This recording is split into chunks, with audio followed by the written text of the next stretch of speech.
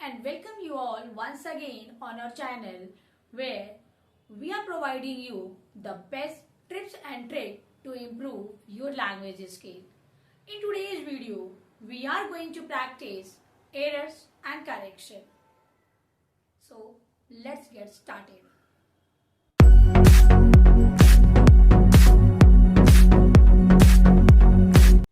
Before going to practice the example which I have written here on the board, let me tell you, editing. There are three types of question will be giving in your question paper. Grammar part, we are discussing the grammar part, okay? Grammar part, section B, the grammar part. Editing, gap filling and transformation. तीन तरह के question आपको तीन तरह से पूछे जाएंगे, editing और गैप फिलिंग. गैप फिलिंग रहेगा, गैप फिलिंग में कभी कभी ऑप्शन दिया रहता है, उसमें वन आपको by choosing one of them you will fill in the blank, okay. और सेकेंड टाइप्स ऑफ ट्रांसफॉर्मेशन, आपको transform means to change the sentence. So transformation sometime आपको जैसे reported specific question in my previous video I have explain it the transformation types of and gap filling types of. Both types of question we have practiced and 2 videos I have uploaded. If you haven't watched till now, so go and watch it quickly. Then continue this video. Okay? And this is the third types of editing. And third types of question, editing. So 2 types of the transformation types of and filling the blank. Both we have practiced, and third one editing we are going to practice. Okay, so let me explain with the question. What types of question will be there? The following paragraph has not been edited. There is an error in each line. Read the question twice. तो क्या बता रहा है इसमें कि इस paragraph में जो क्वेश्चन है वो एडिट नहीं है, आपको एडिट करना, आपको सही करना. देयर इज एन एरर, एक एरर है, एक एक गलतियां हैं. इन ईच लाइन, सभी लाइनों में आपको एक एक गलतियां निकालनी है. Right the error along with its correction. At the column I have made here error and correction. Now you can pause the video and read the given paragraph. Read and find out the error and correction by your own. Then you can continue the video. How much you are able to find out the error. It is the best way to practice. Okay. So if you want, you can practice it. Now let me read the paragraph. The pleasure in being outdoor is fundamental of being happiness. There are so much to learn and it is an content source of delight to know more on the flora and fauna around. I have read the paragraph. Now find out the error line by line. Read the pleasure in being outdoor. In being, it's correct. According to you, is being is correct? No. Here is the error. In is error. So, now, in is not correct. We find out the error. But think about the what is the correct one? अब ये भी तो सोचे कि correct क्या होगा इसके जगह पे. हमेशा बीइंग आउटडोर के लिए क्या होता है? The pleasure of being outdoor. जो करेक्ट होता है वो क्या होता है? Of being outdoor. पहला हमको मिल गया, पहली लाइन में हमको पहली मिस्टेक मिल गई. इसी तरह से हम सेंटेंस को पढ़ेंगे according to the sense we will use the correct. जो भी ग्रामर आपने पढ़ा है, जितने भी चैप्टर आप पढ़ चुके हैं, उनके अकॉर्डिंग टू आपको फाइंड आउट करना होगा. Is a fundamental of human. कभी भी ऑफ ह्यूमन नहीं होता है, टू ह्यूमन होता है. ये याद रखिए कभी. तो ये एरर मिल गया हमको ऑफ और करेक्शन भी मिल गया हमको टू. नेक्स्ट पढ़ते हैं happiness. There are so much to learn. There are so much to learn. कभी आर मच, ये जो मच वर्ड है ये कभी भी आपका प्लूरल में नहीं आता. तो मच टू लर्न और लर्निंग फैट, ये हमेशा भी जब भी प्लूरल वर्ब यूज करते हैं तो वो मीनी के लिए यूज करते हैं। यहाँ पे प्लूरल आर है, वो हमेशा ये आप इतने समझ लेंगे, there are so much to learn. तो क्या हो जाएगा, there is so much to learn. अब इसके यहाँ पे नंबर डालते रहेंगे, ए हो गया, ये बी हो गया, और सी क्या हो गया आपका यहाँ पे आर, एरर हो गया आपका, क्या हो गया आर, और करेक्शन क्या हो गया एच। क्लियर। नेक्स्ट देखते हैं, to learn and it is and constant. Determinants you all have studied, and if haven't studied, go and watch my video, determinants video, and how you will article, how you will use, and when before the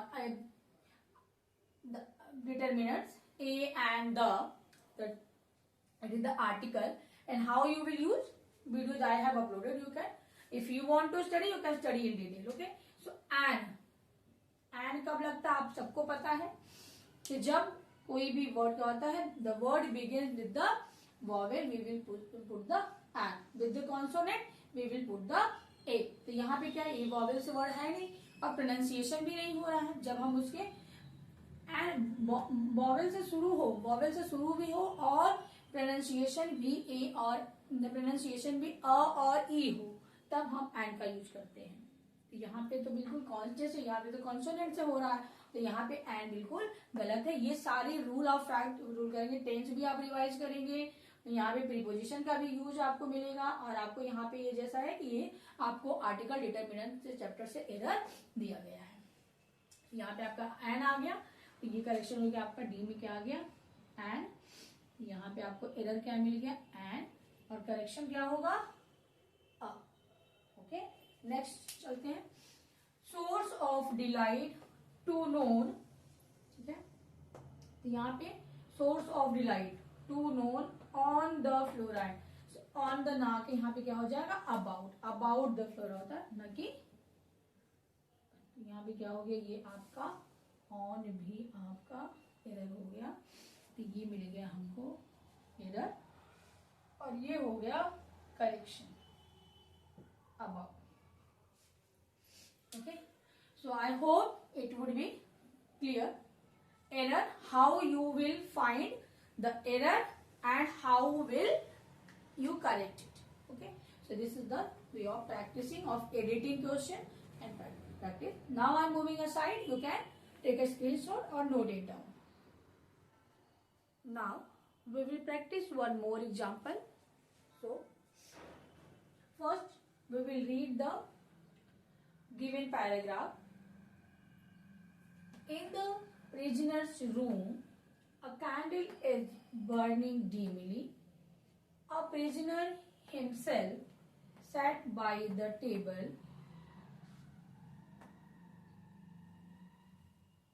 Only him back,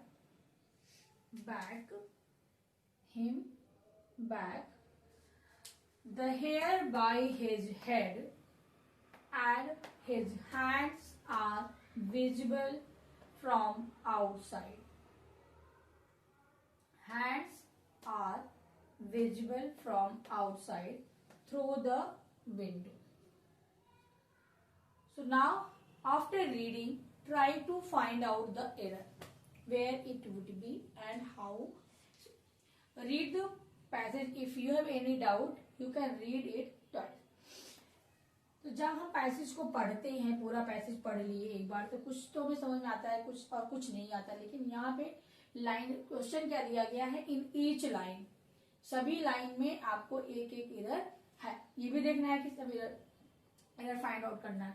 तो पहले हम देखें, in the prisoner's room a candle is burning dimly.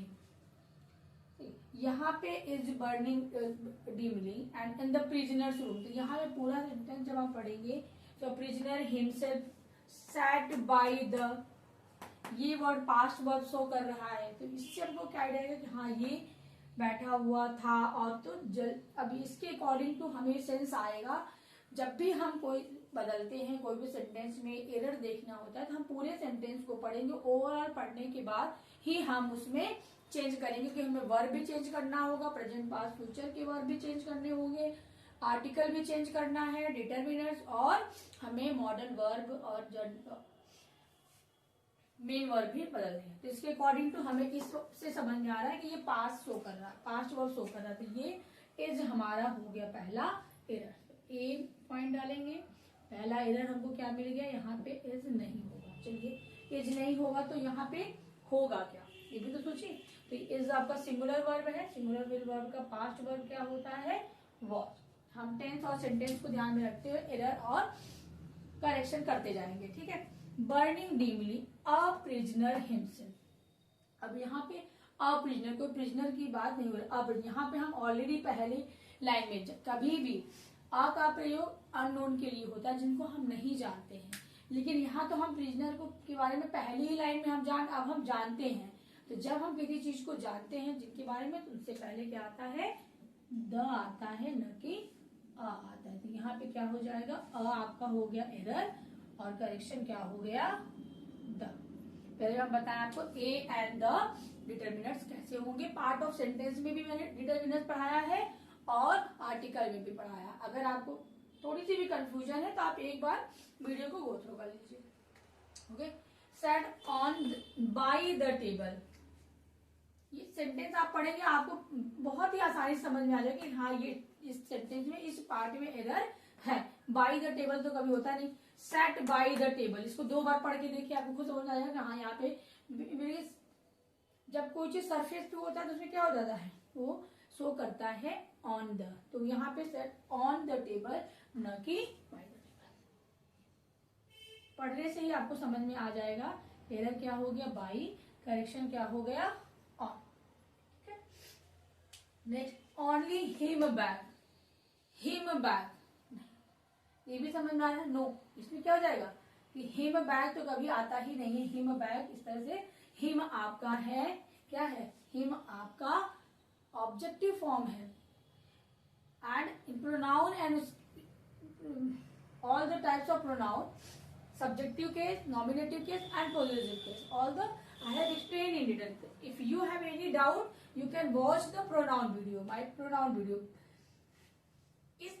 इस question को करने के लिए आपको पार्ट्स ऑफ स्पीच की नॉलेज भी होनी चाहिए। बेसिक ग्रामर जितना भी आप पढ़े हैं आप सबको रिवाइज करिए। Before attempting this exercise, what should you do, you should practice all the grammar chapter, parts of speech, tense, determiners and everything. So here the pronoun, आपको यहाँ अभी हिम क्या है, प्रोनाउन के चेंजेस भी आ रहे हैं, तो प्रोनाउन भी क्लियर होना चाहिए कि क्या होता है, नॉमिनेटिव केस क्या होता है, पॉजिटिव केस क्या होता है, और आपका सब्जेक्टिव केस ये क्या है, आपका सब्जेक्टिव केस है। यहाँ होना क्या चाहिए, पॉजिटिव केस, हिज बैग। यहाँ पे अगर आपको थोड़ा सा भी डाउट है प्रोनाउन में, आप प्रोनाउन का वीडियो जाके देख लीजिए। यहाँ पे एरर क्या हो गया, हिम हो गया, और करेक्शन क्या हो गया, हिज हो गया। एक्सप्लेनेशन के साथ हम आपको समझाने की कोशिश कर रहे हैं। अगर उसके बाद भी आपको नहीं समझ में आ रहा है तो आप कमेंट में लिख सकते हैं कि हाँ मैम इसको हमको फिर से कर दीजिए। यहाँ पे हो गया आपका हिज बैग। नेक्स्ट हम देखेंगे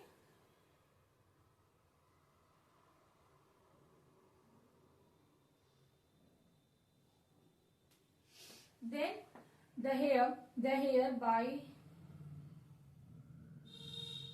his head and his hand,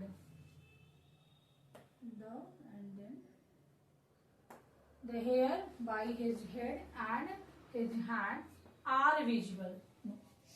ये आर आपका फिर वही चीज टेंस की प्रॉब्लम हो गई कि आपका क्या हो जाएगा, यहाँ पे आपका करेक्शन आ जाएगा, आर आपका आ गया एरर और करेक्शन हो गया वर विजुअल।